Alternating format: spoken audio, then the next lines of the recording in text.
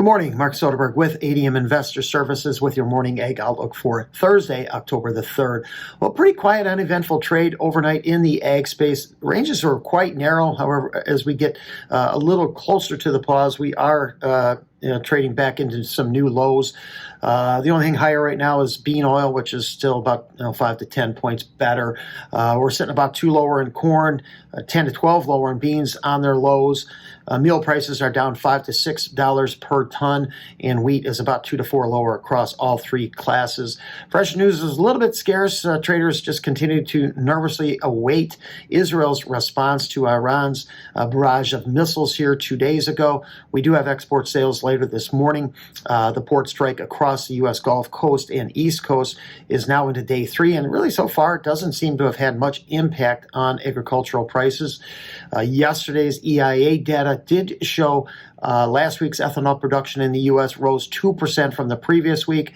However, it's still slightly below the pace we need to be at to hit the USDA corn usage forecast. We do look for a little bit of a bump up on the old crop corn usage for ethanol production, given the strong census data we saw earlier this week.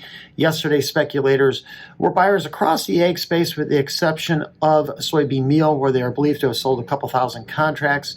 This taking their long position now down to about 75,000 contracts.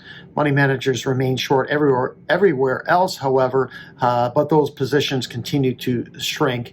We did see a bump up in open interest across the board yesterday, with the exception of Kansas City wheat, which did fall back about 5,000 contracts.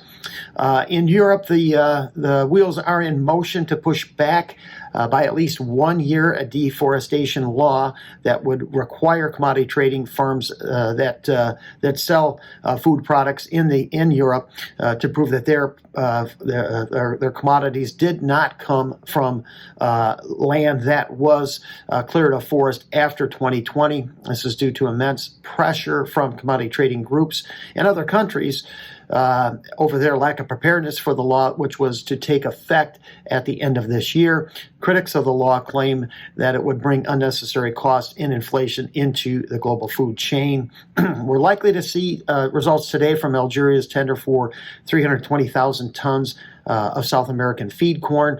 Also, Saudi Arabia's tendered for almost 300,000 tons of milling wheat, this for winter shipment.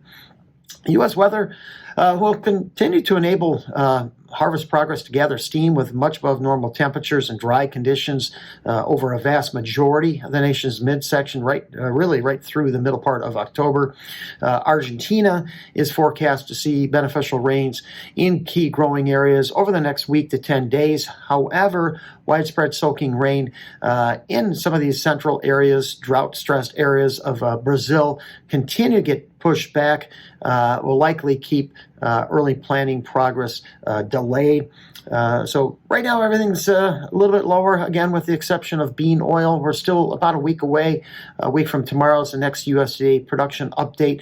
Markets focus will continue to zero in on U.S. harvest progress and South American weather. We also look for lower corn production numbers coming out of Europe and likely Ukraine and Russia. So I think that will keep U.S. demand strong and prices firm. Also in wheat, a lot of moving parts yesterday.